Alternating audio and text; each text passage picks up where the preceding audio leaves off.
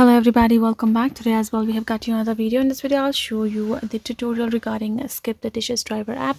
But before that, please do make sure to like our video, subscribe our channel, and yes, without any further delay we're simply gonna go ahead step into our video. For the matter, the first thing would be simply for you to install the Skip the Dishes driver app from your Play Store or App Store respectively, and then install it. And then afterwards, once you're in this, you will be able to find this option of Drive with Skip become a career option. Once you have tapped on it, it will simply start showing you the tutorial how you can set up your account. Simply go ahead and enter the information as it asks, including the zone that you're going to choose. Once you have set up your account, you will be able to find this kind of interface, which includes this 4 options below, including a profile icon on below right corner of the section. But what you need to do, you're going to tap on this calendar icon over here.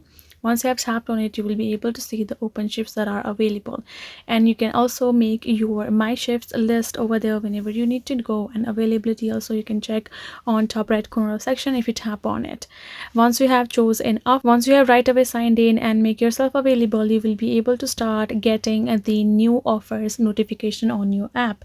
Simply go ahead, find it, choose the one that you would like to. Once you have seen it, tap on the accept offer that is given here in this bottom section. As soon as you confirm, you will be able to this kind of interface where you can see drive to restaurant. Right, this kind of notification will appear. Once you have tapped on the accept offer, you will be able to go to the restaurant. You can be able to see the location for it. Once you reach, tap on this park at restaurant, and now the notification will appear, which shows a drive to customer. This simple steps for you to complete the delivery of the food.